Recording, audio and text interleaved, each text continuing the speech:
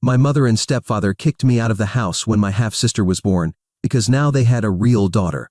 Years later, I got my revenge. I, 25 years old, was expelled from my house 6 years ago, when my mother, 45 years old, and my stepfather, 49 years old, had my half-sister. My mother had me when she was very young, and her grandparents and parents were very traditional and strict, so they forced her to have me. She didn't even want to tell them she was pregnant, but unfortunately, my dad didn't know and told them before she could say anything. From what I've heard, she took the pregnancy test, and as soon as she saw the positive results, he called her parents and told them everything because he thought it was news she would want to share with them.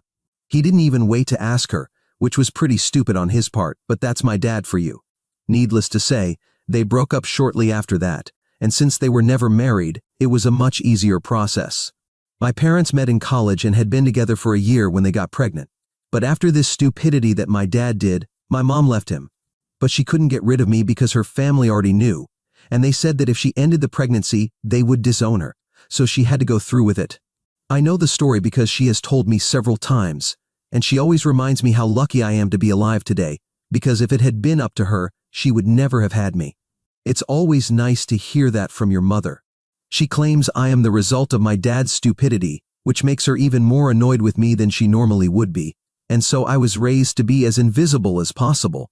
My grandparents and great-grandparents made sure I was born, but they didn't consider what would happen to me after that. My childhood was difficult, to say the least. You know how my mother was, but my dad wasn't any better. My mom hates me because she didn't want me, and wouldn't have had me if it weren't for family pressure. She also believes that I was the reason she couldn't advance further in her career because she had to take care of me along with college and work, which is fair, I suppose. But resenting me just for being born and treating me badly as a child seems a bit excessive. Don't get me wrong, I didn't lack anything as a child because my grandparents paid for everything since my dad couldn't afford child support. So I had everything I wanted, but I still felt like I was nothing more than a burden to my mother, and she never did anything to make me feel otherwise. She never spoke kindly to me or showed me any affection, and even when I achieved something, she never celebrated it with me. It was like living with an older, very grumpy roommate who hated you for no reason and just wanted you to leave as soon as possible. And then, on the other hand, there was my father. He was much sweeter and nicer to be around compared to my mother, but he was just as incompetent as a parent, and I'm pretty sure that when I was a child, he definitely had some drug problems. I couldn't recognize it back then, but now I'm sure he was a marijuana addict. He always did strange things and said strange things, but I dismissed it as him trying to be funny mostly and didn't think much about it. He always attended all my birthday parties and had dinner with us once a month, but my mother also seemed to hate him, and I could always hear them arguing about his behavior. My mom didn't want me, but she kept me because her family had decided that my father wasn't capable of taking care of me, and honestly, they weren't wrong. They had to decide who would mostly raise me before I was even born, and my mother's family ensured she took responsibility and my father could only see me on weekends. But even that would only be implemented after a certain age. Before I turned 10, I lived with my mother full-time and only saw my father a couple of times a month.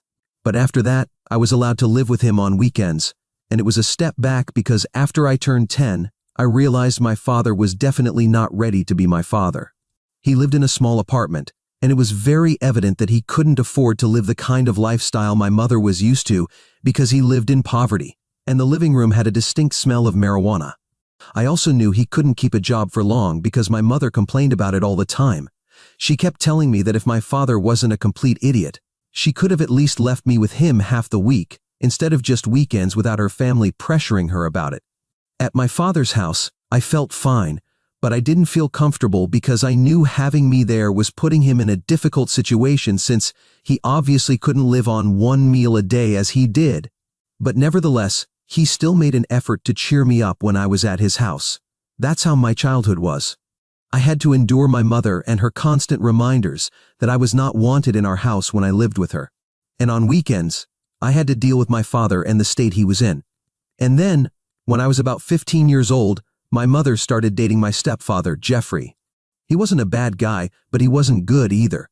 He was just indifferent to me, and to be honest, that was much better than my mother and father. He didn't talk to me, I didn't talk to him, and everything was peaceful. Anyway, they were together for a few years, and then when I was 17 they got married. 2 years later, they announced they were pregnant, and it really didn't concern me because it had nothing to do with me. I went on with my life and followed my routine as usual, but I had no idea what was coming. When I turned 18, I decided to take a gap year instead of going to college and get some work experience first. I regret that decision. I should have gone to college when I had the chance because my grandparents were ready to pay for it. But a few months after my 18th birthday, my mother and her parents had a very bad fight over some nonsense I don't even remember, and they stopped talking to each other. This also meant they stopped sending me money, and I was on my own, but fortunately I was working as an intern at the time, so I was getting some money. On my 19th birthday, I started applying to universities, and my mother was 7 months pregnant at the time. Even then, she didn't tell me anything about what was going to happen when my half-sister was born. However, just a week after my half-sister was born and my mother returned home from the hospital, she and Jeffrey sat me down and told me they had something important to tell me.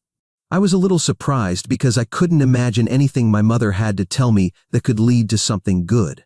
When they started talking to me, they said they needed the room in the house because now that my half-sister was born, they were going to hire a full-time nanny and needed to give her a room to stay in. There was the master bedroom that my mother and Jeffrey used to occupy, my room, and also a guest room. But my mother told me they were going to paint the guest room and convert it into a nursery, and of course, they couldn't let anyone into their own bedroom. So it was time for me to leave the house because I was already 19 years old, and as an adult, I had no reason to keep living with my parents because it was getting weird, and they needed their privacy. I thought it was pretty shocking because, although I was legally an adult, I still needed a home because, eventually, I would have to come back from college, and then I would need a place to go. I told my mother, and she said that whenever I needed to come back, I could go live with my dad. But that wasn't possible because at that time, my dad had become a severe addict. Not only did he have a drug problem, which was bad even if it was just weird, he had also developed a gambling addiction, and his home was simply not the kind of place anyone would want to go. And obviously I couldn't go live with my grandparents because they were not on good terms with my mother. And if they didn't want to talk to my mother, there was no chance they would want to talk to me because, to them, I was just an extension of my mom. This is also why I had never had to worry about money before, because as my grandparents wanted to take care of my mother, they also wanted to take care of me. But once their relationship ended, so did ours, and I knew this because I tried to contact them several times, but without luck. It was bad enough that I was kicked out, but I also had to start thinking about how I was going to pay for my college education because, while I was applying, I had simply assumed that my mother would do it for me. I knew she hated me, but I thought going to college would mean I would be away from her and the family, so she would help me with that. When she told me she was kicking me out of the house, I asked her if she would be willing to pay for my college education. She just laughed in my face and said that not only was she kicking me out, but she was also cutting any ties she had with me because she had served her sentence, and now that she wasn't even in contact with her parents, she had no reason to keep me with her. I was shocked that someone could be so cruel, and I ended up crying, but she just made a face and told me that if I was going to cry, she preferred that I did it outside the house because I was ruining the atmosphere of what was supposed to be a happy day. Before that day, I had never said anything to my mother, because I simply didn't want to argue with her or waste my time. But that day I decided to stand up for myself because I wasn't going to be kicked out of the house in silence. I was going to go out kicking and screaming, but I would let her know exactly what I thought of her. I told her she was a terrible mother and always had been, and I was actually happy to finally get rid of her and that my life would be much better without her. To that, she just turned around and told me she didn't care about any of that and just wanted me to leave, because now that she and her husband had a real daughter, they didn't need me anymore, and I was just as unwanted as before, if not more.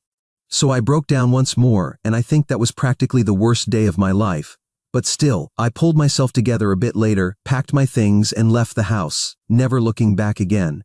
Once I left, I went straight to my dad's house and knew that no matter what state he was in, I was going to fix it and make the best of my situation, because I wasn't going to let my parents and their neglectful attitude ruin my life. When I got there, I realized my dad was in very bad shape, and his house was even worse.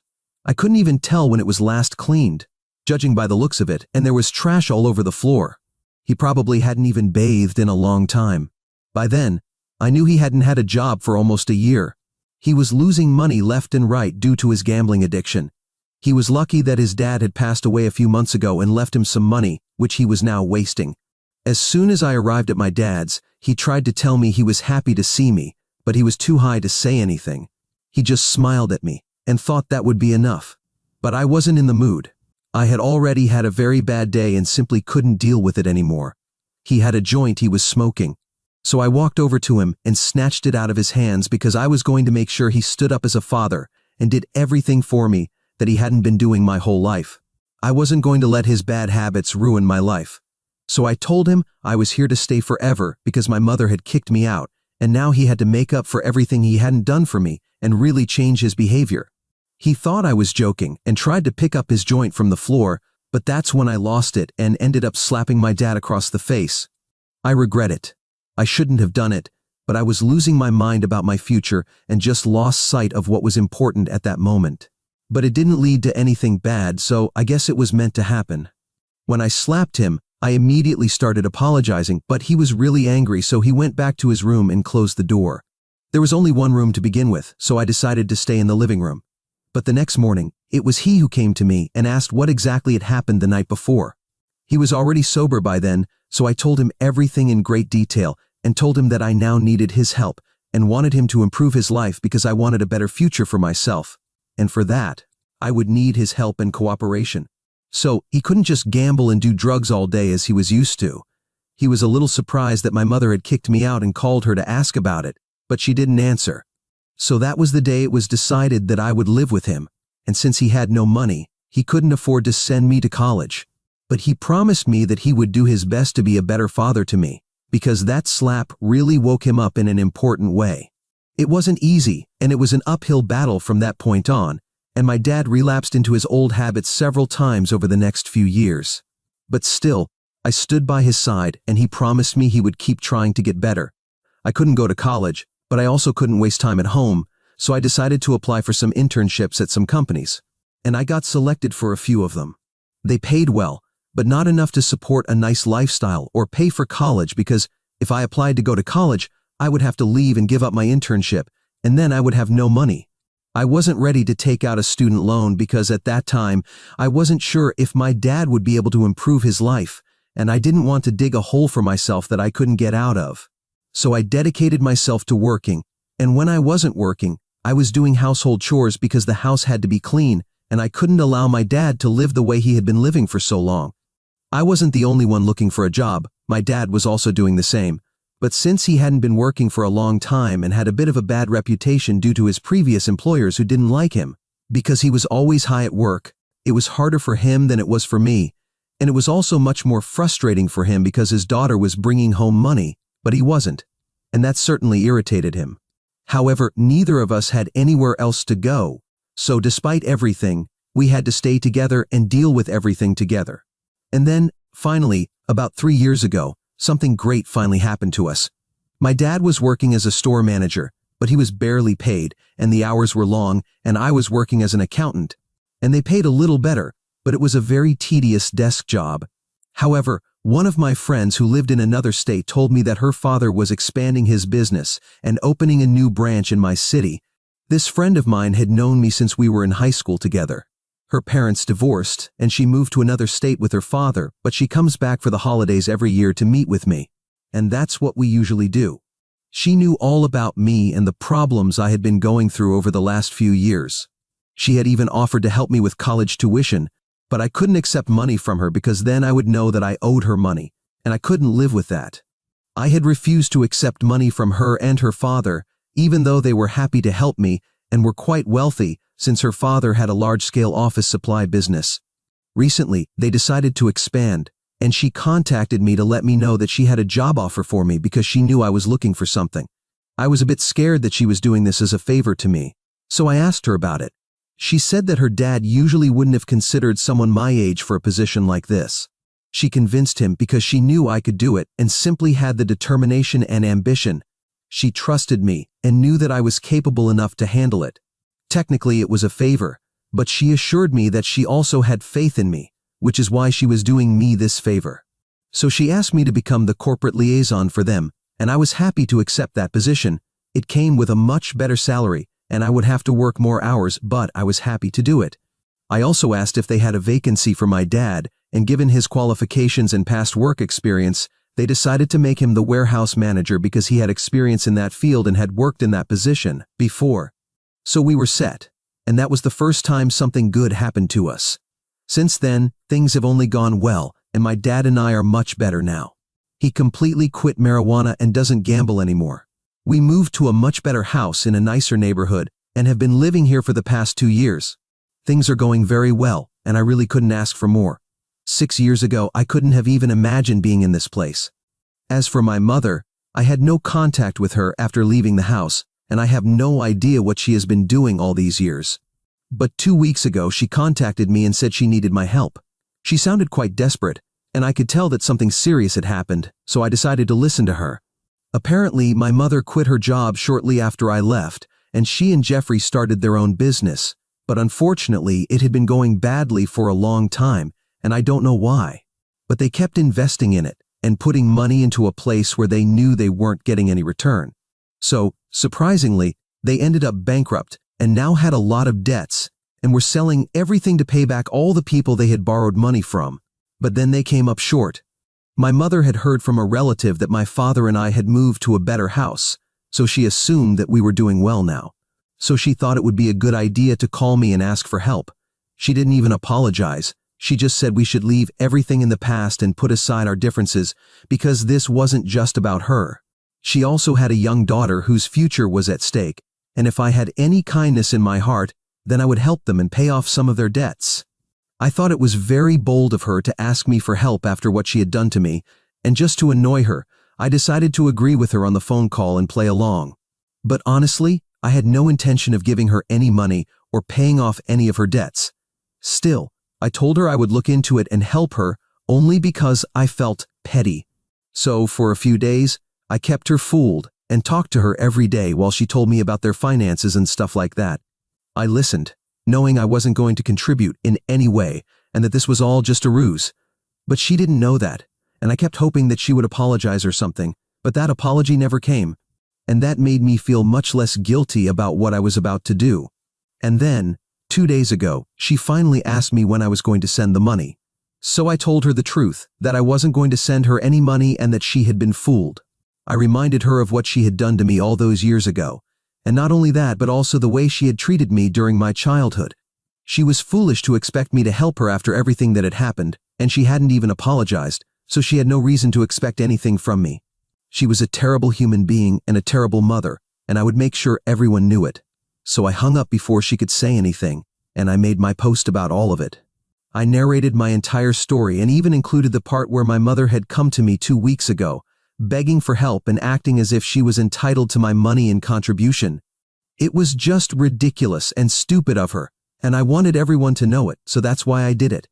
Personally, I don't see anything wrong with it, but my father thinks I took it too far and shouldn't have done it.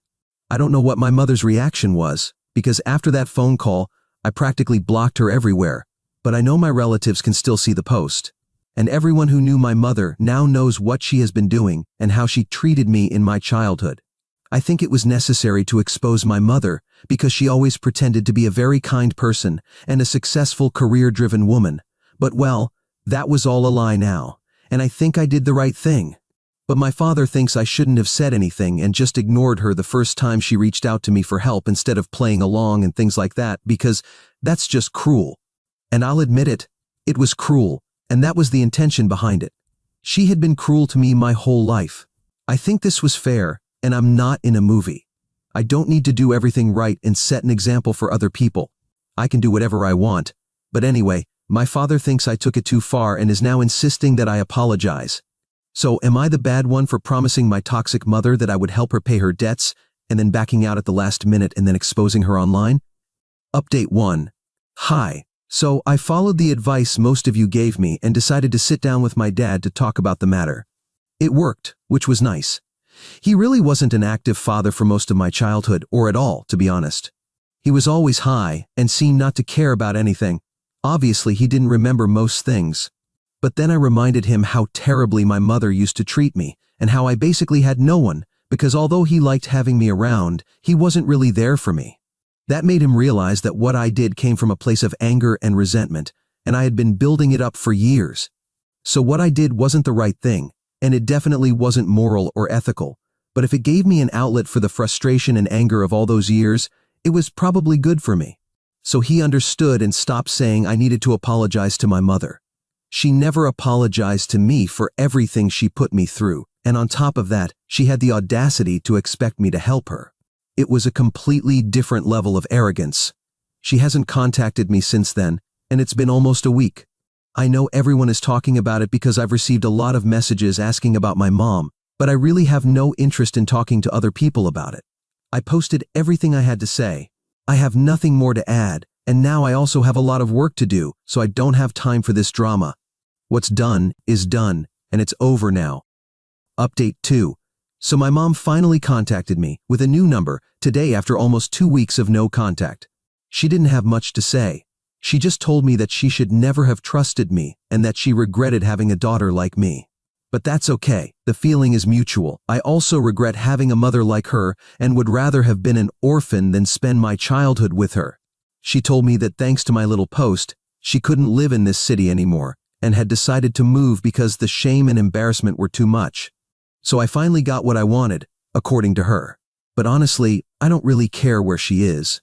She and I haven't been in contact for a long time, and I don't care where she lives. So that's something she's very wrong about, but that's okay.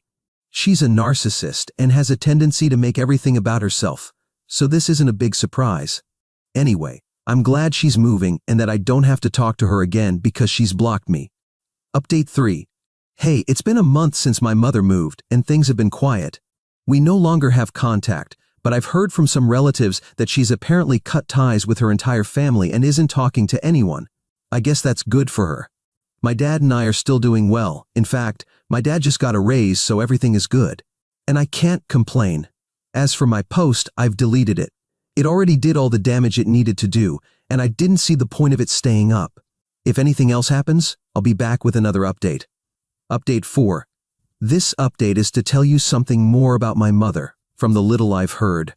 It turns out she is in the process of divorcing her husband, Jeffrey. At first, I was a bit surprised, but then I remembered how she is and it's no surprise. I don't have many good things to say about Jeffrey either, although given how the two of them are, I thought they would get along in some twisted way. What concerned me a bit more was that some acquaintances told me that my mother was expressing concern for me. They said she was worried about how I was doing, since I'm her daughter, despite everything. It's strange, right? After everything that has happened between us, she still feels the need to worry about me. But honestly, I find it hard to believe in her genuine concern, given her history. It's something I'm no longer interested in, and I hope it's not another trick to get money out of me. I also hope she doesn't come after my father now that he's doing better.